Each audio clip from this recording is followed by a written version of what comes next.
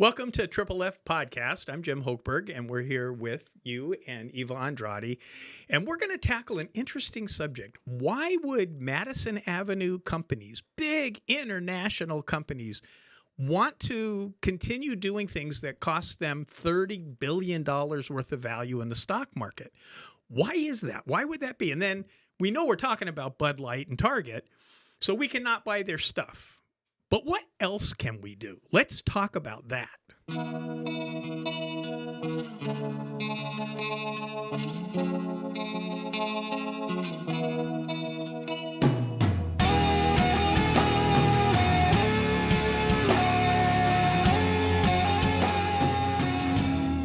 So, hey, Eva. Hey, Jim Hochberg. So, I am getting ready for the 4th of July month. I've decided that the celebration of the birth of our nation needs a pride month. Did I say that? You did, but you can be month. proud It needs to be a month. It's not a day's worth of celebration. So from today to the next couple of times we're doing these shows for July, I am going to wear 4th of July shirts. This is the 2023. It's the brand new one. I have a couple others from previous years. Happy 4th of July. Happy 4th of July. In fact, this week it's kind of exciting. I know that you're going to be in Florida as well, right? This week. I'll be in actually the next 2 weeks New you're going York to be. and then Florida. That's right. So you're a good healthy traveler. You get out there and spread the good news out there. Well, I'll tell you, living here and flying far has become very problematic because I just spent an hour on hold with United Airlines because I got a text or an email from them saying my return flight has been changed. And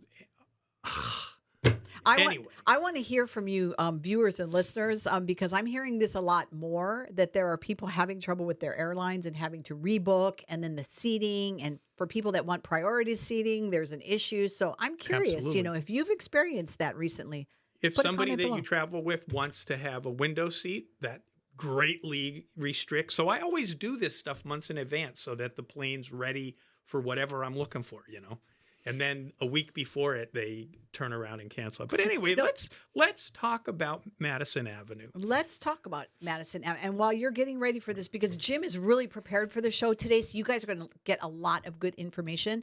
But I'm going to call your attention to in the links below. A lot of the things we're going to be talking about are going to be in the links below. But we're also going to link to the show that we did with Jeremy Tedesco from Alliance Defending Freedom. Was that like a year ago? That was a year, and that was the first when they released their first viewpoint diversity score. And so we're going to be talking about the second one that was just released. So we've all interacted with money-making ventures. Either we had a lemonade stand on the street corner as a kid and we sold cups of lemonade, or maybe we're a banker and investment guy that, trades in millions and billions and trillions of dollars for our clients, or something in between. But we all know that making money is the primary objective of being in business. So why is Bud Light and why is Target and why are these big companies willing to support social change in the country? Kala. It's all about the kala. Well, but they're losing.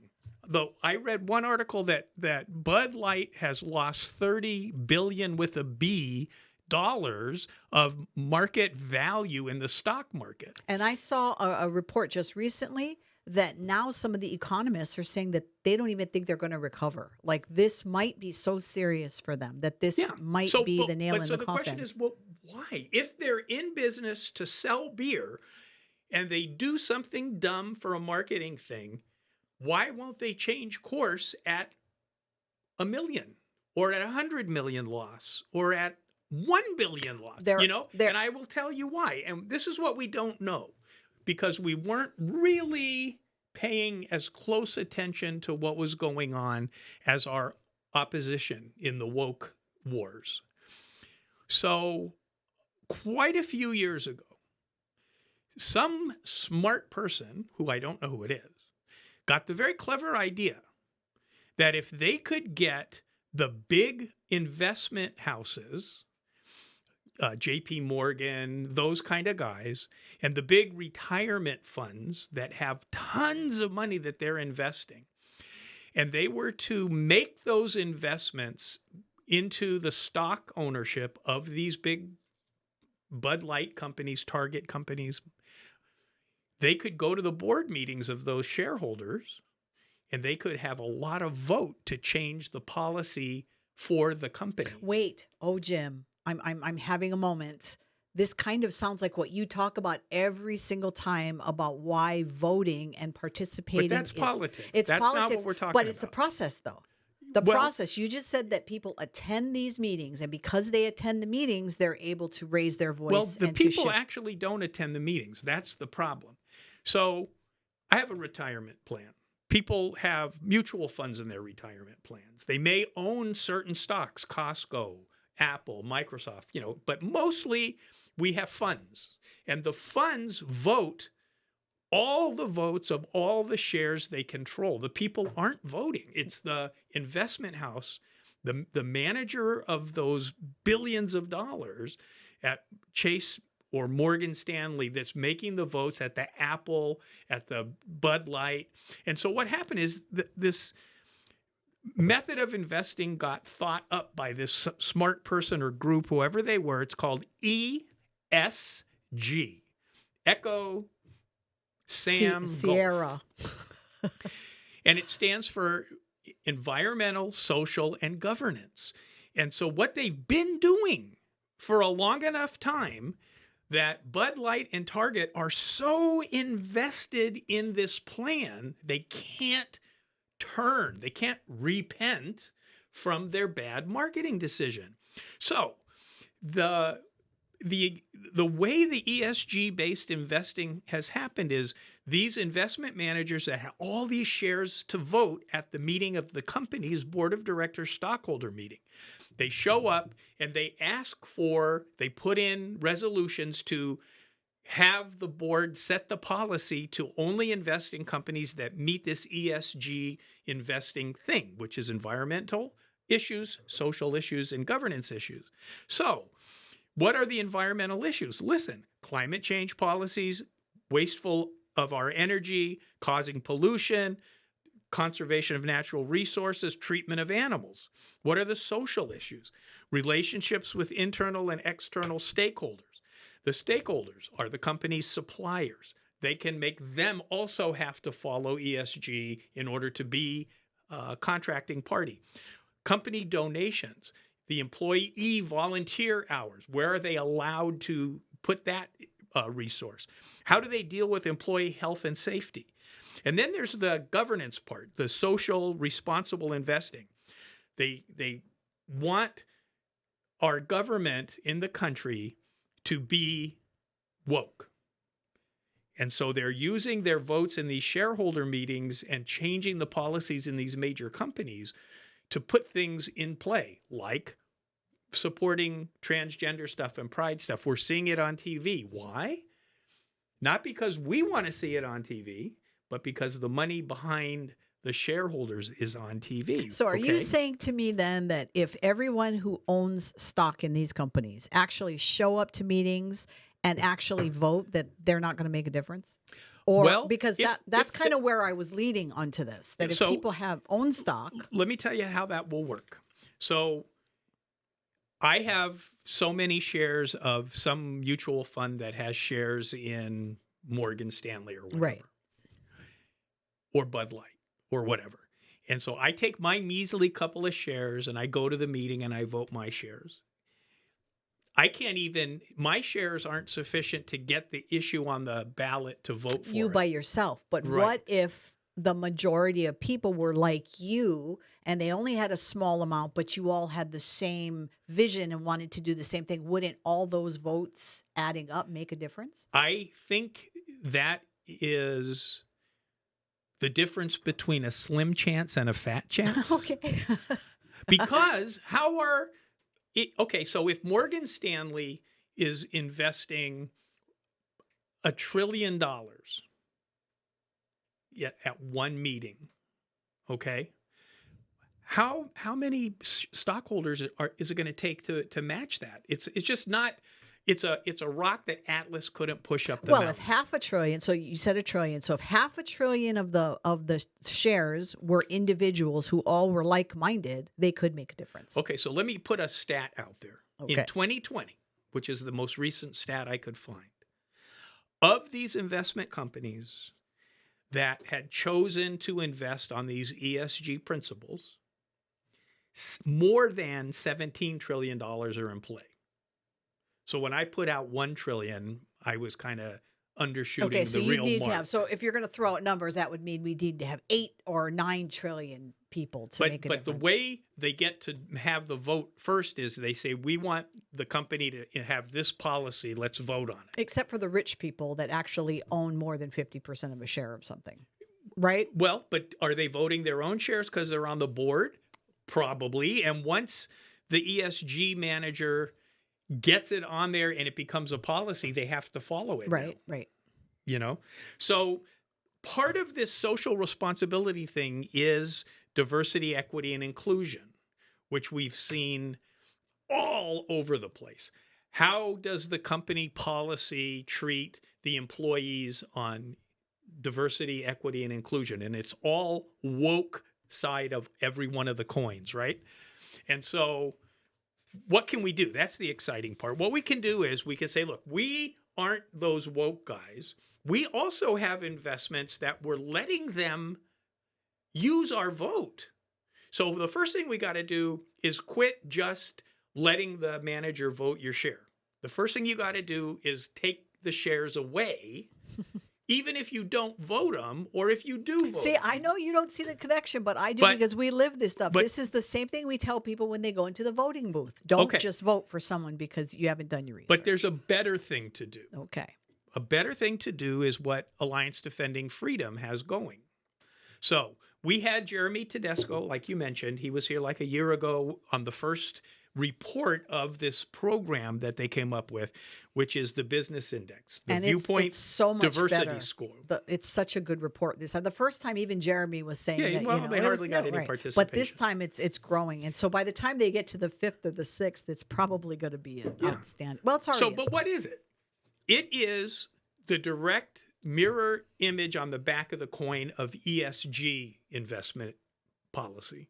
What they're saying is, we want to show our viewers, because they don't have the investment scheme, but they can potentially get us with the information to get the companies we're invested in to reflect our values through this model, which is actually very cool. And if they won't, pull out. Correct. So what did they do? They have put together this thing they're calling the Viewpoint Diversity Score.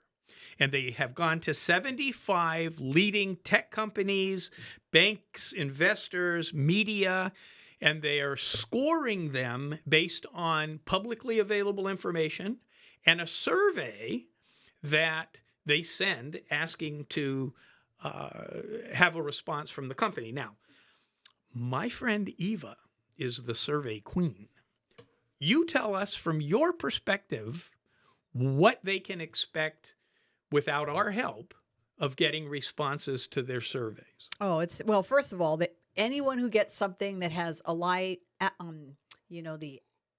want to say the Allied Defense Fund because that's what they said. Yes, ADF. So if you get something from ADF, you're going to already say, okay, it's one of those guys. You're probably not going to respond. So they probably don't get a large response. So they need us. So they need us. And that's the point. That's why we're doing the show. I'm so excited now. We finally got to the fun part. Well, and just because you kind of threw out what was included in this, I want to throw out some names so that people know. We're talking about JP Morgan. We're talking about Chase, PayPal, Microsoft, Alphabet, Meta. I mean, these are companies that are all included in this. And if you want to see the 2023 Business Index Viewpoint Diversity Score, we'll put this link on the video. And if you're on the radio, I guess you got to go to YouTube when you get home. Well, you go check it out on YouTube, find Hawaii Family Forum, and look for this show. It's really cool. It's got a executive summary like all good reports do. Then it has a detailed summary, but then it has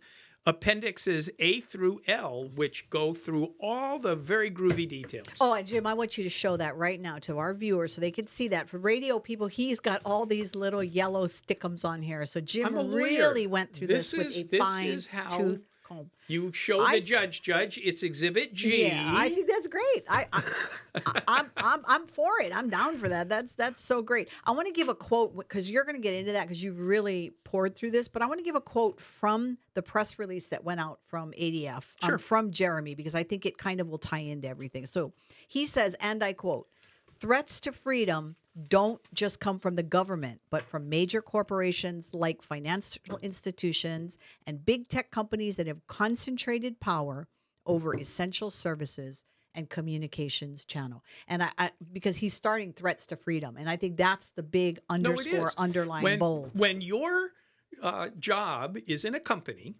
that, say, tells you can't wear shirts to work that are religious because it upsets some woke employees. I don't know that that's ever happened, but it wouldn't surprise me. Happens in public schools. Well, it happens in government offices, but I'm talking about like if you worked at Pepsi or something.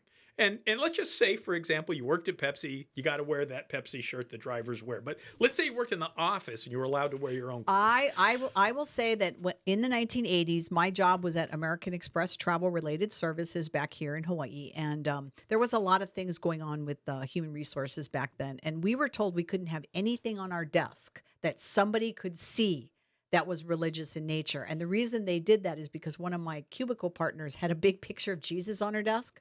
And so people would come down the hall because our desks, we came down the hall, you were going to see everything on the desk. So you would see Jesus. I don't care who you were, whatever, but they made us take anything down that was even slightly religious. Now, that was in the 80s. A lot of things changed since then. But yeah, so their companies can have done that. I was in a restaurant recently, and the server, a female server, had this sleeveless shirt on. She had this big tattoo on her left arm, I think right arm, left arm, I don't remember, of a bearded man.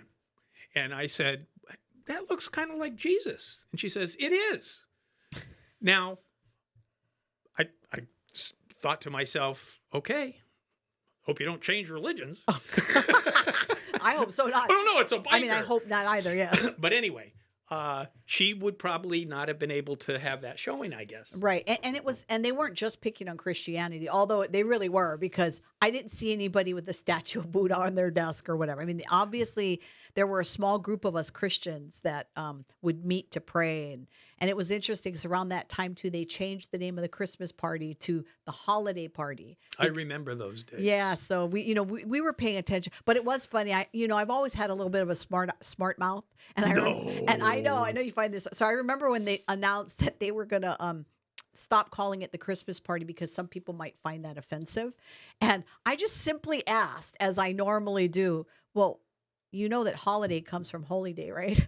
And that's why you don't work there anymore. They downsized, so a lot of people lost their jobs. So back to job. the scoring of these big companies, and thank you for sharing some of who they are, because these are the Bud Lights and the Targets and the General Motors. And I guarantee you that our listeners and viewers, some of them have JP Morgan, some of them, almost all of them are using some form of Microsoft, PayPal. I mean, Correct. these are companies that we're very familiar with. So what ADF has undertaken to do with this program is to score companies based on the products that they sell, the services that they sell, what their policies, training, and practices are, and what their political and social engagement is. Now, you can get all that information from a company's publicly required to be made available if they're selling shares of stock to the public. It's in their perspective and all that kind of stuff on their website, all that kind of stuff. And they also went and asked for this survey. And it's very interesting. What ADF came up with is some which I thought were very interesting, what they called red flags. So if you're doing business with, if you're buying products from, if you're owning stock of, Disney, Comcast, Netflix, any Warner of that Brothers, kind of stuff, you have the opportunity to invite participation in the Viewpoint Diversity Score Business Index for ADF, and it's an annually reoccurring event. You can go on the company's webpage and go to the email and send the link. Say, would you please look at this and participate? Now, if they don't know you, maybe it's not going to go very far. What I personally did is UBS manages my retirement account. So I sent it to the guy that manages my retirement account, asked him to confirm he was sending it upstream. He said he was.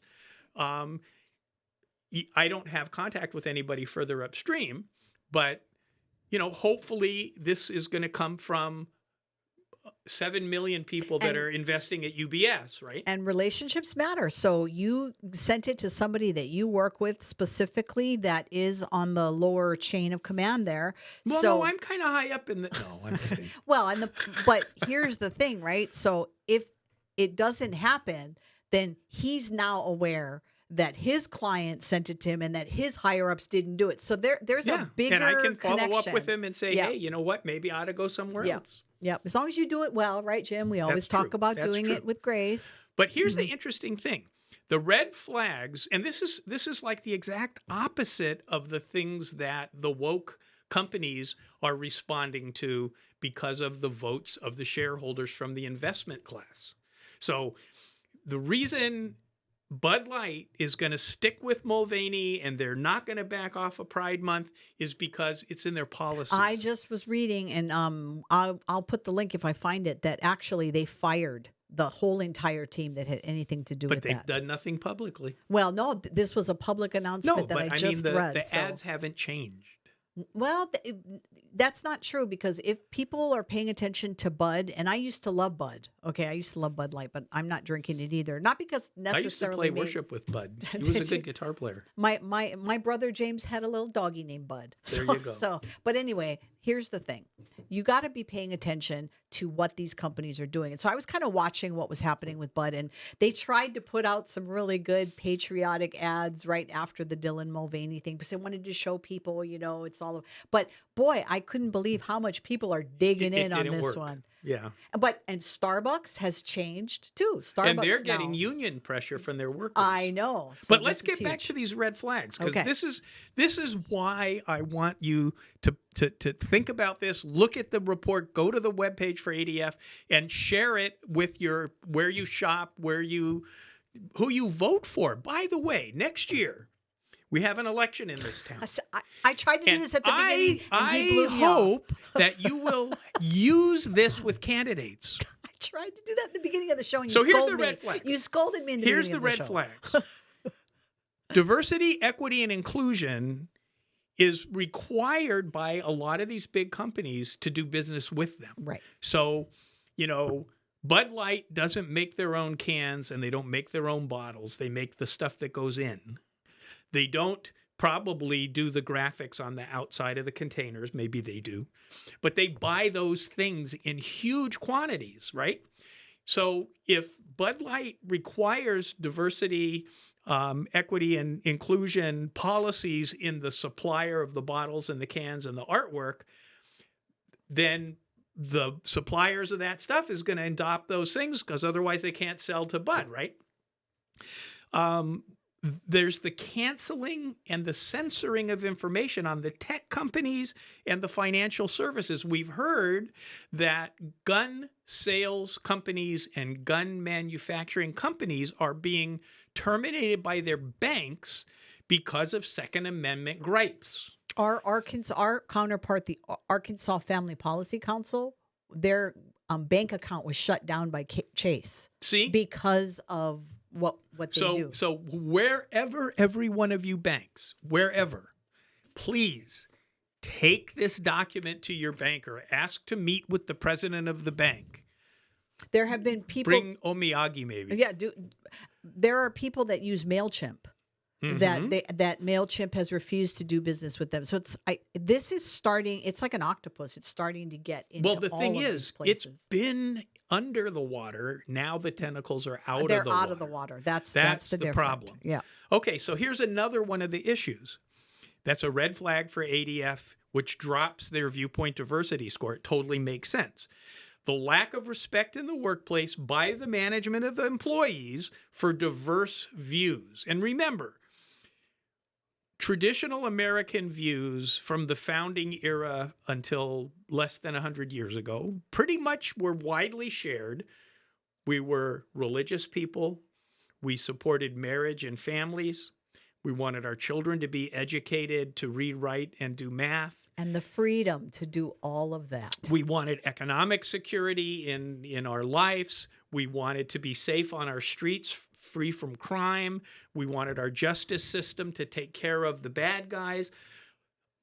All of those issues are being attacked by this woke stuff. We wanted the public schools to teach integrity, trust, exactly. good character. And you know what? They just happen to be biblical values. Well, they didn't just happen. The success of our country could very well be the blessing of the Lord that created everything because of our following. The early textbooks included a lot of references to God and to... Sure. So here's an interesting thought, and I'm still working on these, but we got 2 minutes left. So if a company promotes divisive concepts like critical race theory, that's a bad thing. You don't want that. Or if they control charitable giving by employees and the charitable giving that the company does to non-traditional, they don't allow traditional things, or candidates that they support on all these issues through the government, okay? So these are huge, huge issues, bigger than anybody, but they have come about through these big volume things because of the investment class, and we have to do our thing to fight back. So where do you invest? Where do you connect online? What social media do you use? Where do you work? Where do you shop? Who are you going to vote for next year? Send them this ADF thing. And remember, following the Lord means going where he's going, not bringing him with you. And that thought occurred to me when I was working on this. We want to follow the teachings of the Lord. We don't want to put him in our back pocket or our backpack and have him come with us. We just talked about that because we just at Hawaii Family Forum just completed that 5 educational series on being created in the image and likeness of God. And one of the overarching messages is that we have to remember that God created. So everything comes from him. He's first, not us. I only went to the first one. I know. So I didn't know you talked about that. that. We did. We went, and that was but one of the things. But why don't you wrap us up with supporting and sponsoring and clicking and all those things? Well, I think that what we need to do is stay plugged in, as we always say. Make sure you like, share, hit subscribe, that notification button so you know every time we upload a new video. Stay tuned because next week, Jim and I are going to be talking about Chat GPT, artificial intelligence. Are they after you? Are they after your job? Are they after the church? Well, you want to make sure you stay tuned for next week's show because we're going to find out about that. Anyway, we do appreciate you spending the time for us today. Jim, why don't you send us out? So they're actually after the church police. Hey, thanks for watching, and we'll see you next week. Aloha.